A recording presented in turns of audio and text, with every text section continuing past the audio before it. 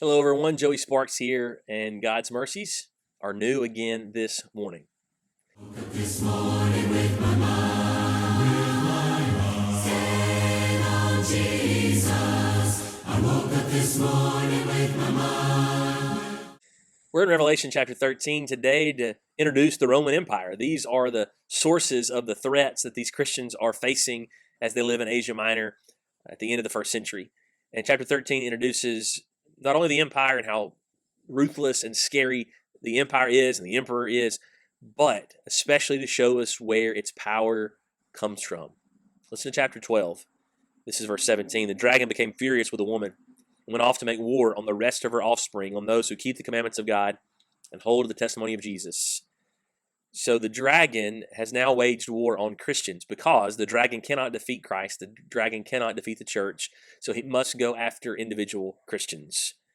So then chapter 13 introduces us to two beasts. And you'll notice it's in verse 2.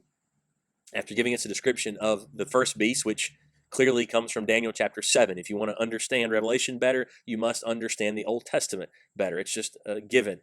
And so if we're walking through Revelation and we get to this chapter and it makes no sense to us, then we need to go back and restudy Daniel chapter 7 and that vision.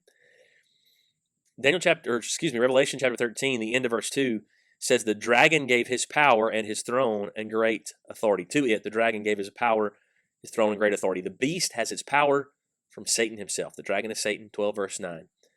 So we need to be sure we're clear on that detail, as it'll help clear up some other details as we walk through the text. Now, the first beast is the empire, and specifically the emperor, the role of the emperor in the empire.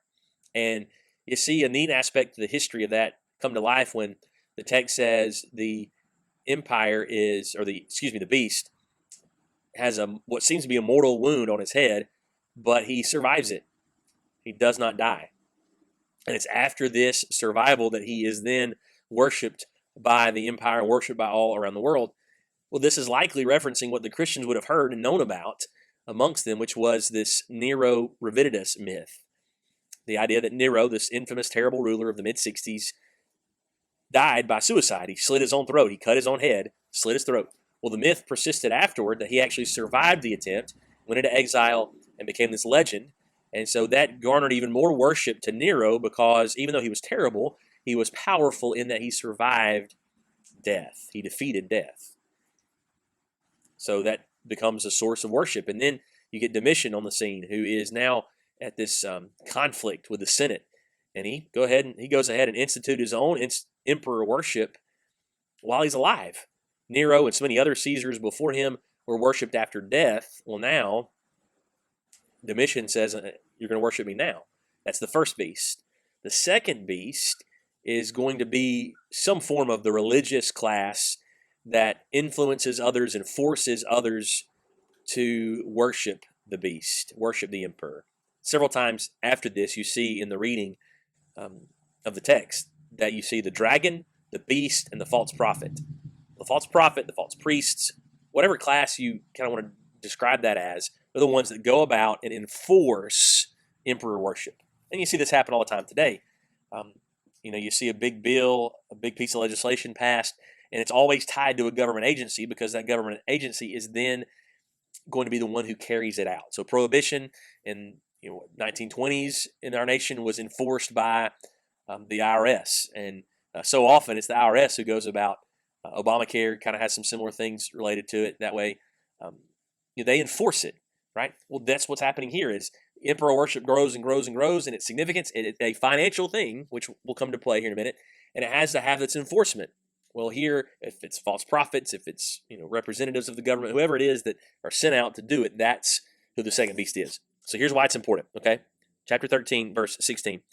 It causes all, the smaller beast, the second beast, pointing to the main beast, it causes all, both small and great, both rich and poor, both slave and free, to be marked on the right hand of the forehead, so that no one can buy or sell unless he has the mark, that is, the name of the beast or the number of its name. You're going to know. They're going to know if you worship the emperor or not. That's all it is. All they're saying is, we're going to know if you worship the emperor like you're supposed to or not. And if you don't get to buy and sell. You don't get to go about your business. You're going to be suffering financially and significantly when you do not worship the emperor. You're going to have a mark, a card, a token, something you wear, it'll be clear. All right, so that is the passage. You can understand the passage through verse 17. All right? If you worship the emperor, it'll be obvious or not. If not, you can't do your business. Now, how does that impact Christians? They can't worship the emperor. They must worship God through Christ. And so they're going to have this significant financial cost when they don't worship the emperor. Now, verse 18 is the question verse, right? Verse 18 gets all of the attention, yet you can still understand the passage without understanding verse 18.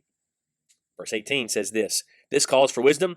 Let the one who has understanding calculate the number of the beast, for it is the number of a man. His number is 666. Now, quickly, I'll say that there is some intriguing argumentation that the number might represent Nero. I think that could fit the context back to the first beast, and there's what's known as a textual variant, where some manuscripts out there actually have the number as 616. Well, it takes a little bit of stretching, but Nero can fit 666 and 616, and so at least a couple of hundred years after this, there was some understanding, or at least they thought Nero may have been what's pointed out to here. And if that's the case, then it's still representative. It's still symbolic that the emperor of that day, in this case Domitian, but then future emperors who enforced emperor worship, they had the same spirit that Nero. It's completely evil, just as Nero was. That's possible.